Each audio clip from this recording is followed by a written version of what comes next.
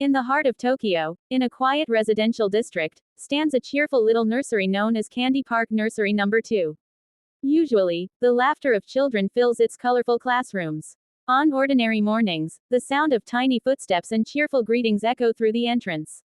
But this week, the atmosphere has changed completely. At the entrance, a thermometer beeps with every new arrival. Teachers, wearing masks and gentle smiles, greet each child one by one. Yet, behind their calm expressions lies a deep concern. Something unusual has been happening. One glance inside the shoe rack tells part of the story. Normally overflowing with tiny sneakers and boots, today it looks half empty. Many children have not come. The classrooms that usually burst with activity now feel strangely quiet. In one corner, a few children build with blocks, another small group draws with crayons. Their laughter, though present, seems softer. The teachers move carefully between them, checking temperatures and wiping little noses. It's not that the children don't want to come to school, it's that they can't. Over the past few days, influenza has spread through the nursery at an astonishing speed. Out of 105 registered children, 83 have already fallen ill. That's nearly 4 out of every 5. What started as a few mild fevers has turned into a wave of absences. Parents are keeping their little ones at home, and the staff has been doing everything possible to prevent a full closure. But each morning brings new updates, new phone calls, and new symptoms. Today, as the last few children arrive, another child starts to look unwell. The teachers notice right away: a flushed face, tired eyes, slower movements. They gently take the child's hand and guide them to the nurse's corner. The thermometer flashes red, 38.4 degrees Celsius. The teachers exchange looks of concern. They move quickly but calmly. A cold pack is placed on the forehead. A small cup of cool water is offered. They speak in soft tones, trying to comfort the child who looks both sleepy and confused. Moments later, a call is made. On the other end of the phone, a grandmother answers, her voice full of worry. Within half an hour, she arrives, carrying a small jacket and a smile. She takes her grandchild's hand and thanks the teachers before heading home. The teachers wave quietly, their hearts heavy but hopeful. At the center of all this stands the principal, Mr. Daisuke Muto. His voice is calm but filled with emotion as he speaks about what the nursery has been going through. It spread so fast, he says, his eyes showing both fatigue and care. We couldn't believe how quickly it happened. One moment we had a few absences, and then suddenly, most of the children were gone. He pauses for a moment, looking toward the nearly empty classroom. The strain this year seems especially contagious. Even with all our precautions, hand washing, ventilation, and regular cleaning, the infection still found its way through.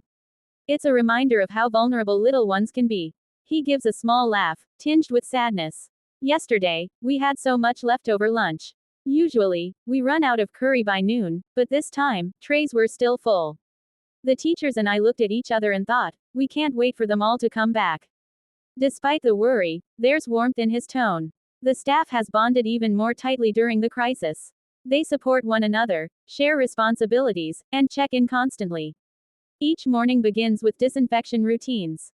Doorknobs, toys, and tables are wiped with care.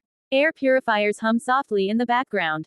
Windows are opened, even in the chill of autumn, to keep fresh air circulating.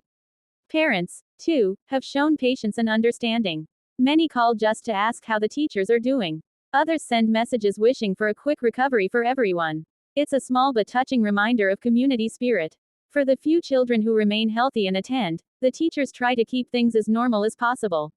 Songs are still sung. Stories are still read aloud. The rhythm of learning continues, even if the audience is smaller.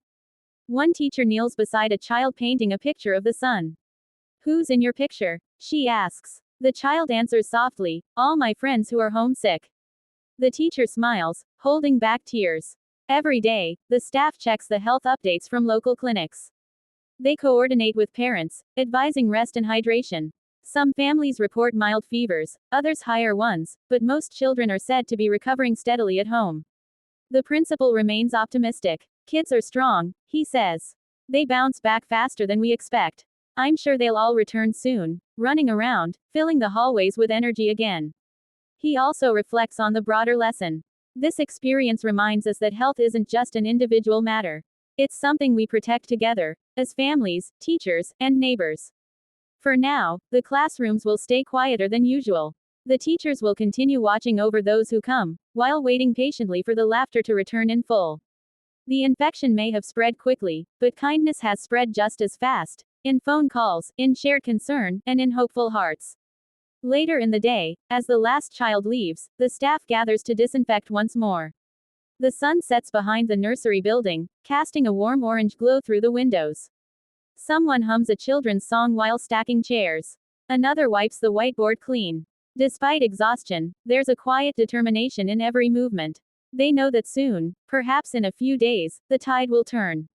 The coughs will fade, the fevers will cool, and the missing shoes will return to the racks. The nursery will once again ring with laughter and the chaos of childhood, the kind that teachers secretly miss when things go too quiet. Until then, they'll keep the lights on, the doors open, and their hearts hopeful. Come back soon, says Principal Muto softly as he locks the gate for the night. We're waiting for you, all of you. And in that moment, even in the silence of an almost empty nursery, hope feels louder than illness.